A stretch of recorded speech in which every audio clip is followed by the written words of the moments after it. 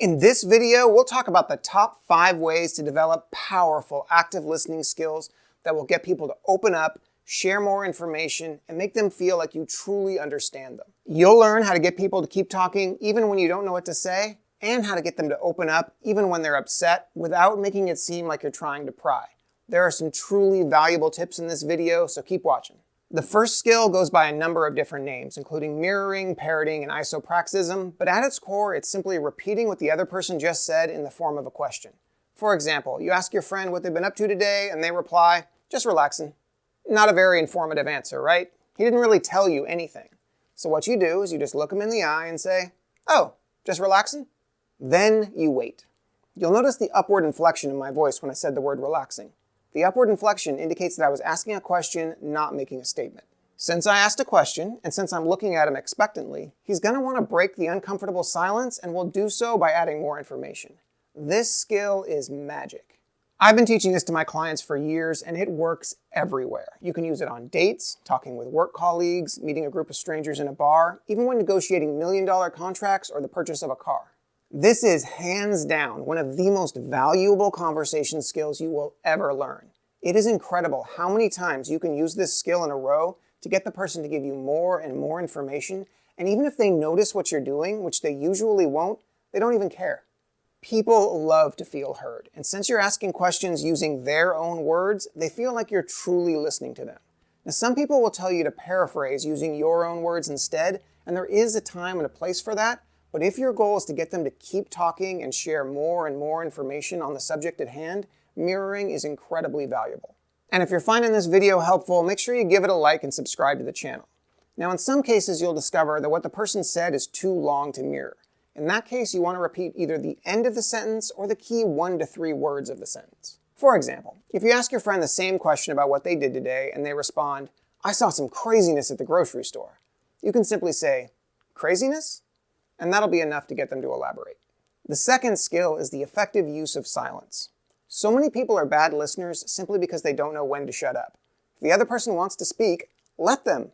I often tell my clients the way you know you're winning a conversation is that you're only speaking 10 to 20% of the time.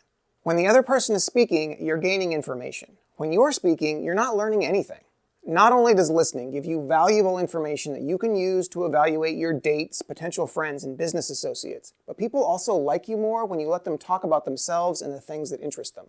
I go into greater detail about how to get people to open up about the things they really want to talk about, as well as a number of other conversation skills like the mirroring we just discussed, in the Social Skills Mastery online training program linked in the description below, so check that out if this is an area of your life you want to improve.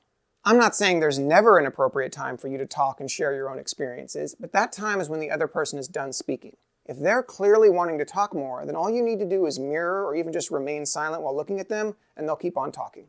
The third skill is to label their emotions. You won't always need this skill, but when you do, it can be very valuable. For example, someone says hello to you and you reply, "You sound happy." Then you just wait. You labeled the emotion you thought you were witnessing, and they will either tell you why they're happy or correct you if you mislabeled. It works particularly well with negative emotions. Saying, "You seem upset," can get a person to open up without you having to ask any questions that make it seem like you're prying into their personal life. This ability to ask questions without actually asking any questions is part of what makes this technique so powerful. The more tense and uncomfortable the situation, the more powerful this technique is. That's because applying words to emotions make them less powerful. If you just leave them to feel the emotion, it'll feel very intense. But by using words to label the emotion, we require the rational part of the brain to use the language centers to process the emotion, which causes the emotional centers of the brain to be less intense. Getting people thinking about their emotions instead of simply feeling their emotions makes the emotions less powerful. If someone's getting all worked up, perhaps even yelling at you, you can say something like, "I can see this is really troubling you." This both shows that you understand them and puts a label on the emotion that gets them thinking about the label rather than just feeling troubled. But what if you get it wrong? What if you pick a label and it's not accurate? You might be thinking the person's going to yell at you and say, "Don't tell me how I feel." Most of the time, this won't happen. Most of the time, they'll just correct you and no harm will come. They might say, "I'm not so much upset as I am disappointed," and then they'll continue on to describe their disappointment. If they do, however, get upset with you for mislabeling them, you can simply say, "I didn't say that's what it was, only that it seemed that way." This draws down the intensity because you're not arguing with them about what they're feeling, and it invites them to correct you. After all, if it seemed like they were upset, and they clearly are not okay with you labeling them as upset, then the only thing they can do to fix the problem is tell you what emotion they were actually feeling. And the mere act of doing so will cause them to use the rational parts of their brain, which will calm down the emotional parts of their brain. So the main goal that we were looking for is still achieved. The fourth skill is paraphrasing. I briefly mentioned this earlier during the discussion on mirroring. Paraphrasing is when you repeat back what someone said using your own words. Most of the time, you'll want to use mirroring. Mirroring is basically an incredibly brilliant technique for saying, "Go on." Mirroring is used to get the person to keep talking and keep adding detail. If what you want is to get the person to keep talking, then mirroring is the way to go. If what you want is verification that you understood what the person meant, then you want to paraphrase. With that in mind, paraphrasing will primarily be used when you're not certain you understood what a person meant. For example, your friend might call you up with a crazy story about her boyfriend, and you might say, "Are you saying you walked in on him cheating on you?" This will either show that you did understand what she was saying, or allow her to clarify what she actually meant. The last skill is to paraphrase and label at the same time. The purpose of this is to show that you truly understand what the other person is experiencing. For example, after hearing his story, you might say, "It sounds like you're going through a really rough time. You lost your job, your dog died, and you're just not sure what to do with yourself." If you are listening carefully and give an accurate summary, they'll agree with you and feel truly heard by you. Whether you're doing this to a friend, an enemy, or someone you're negotiating with, it's a powerful way to bond and connect. How are you going to use these techniques in your life? Tell us about it in the comments below.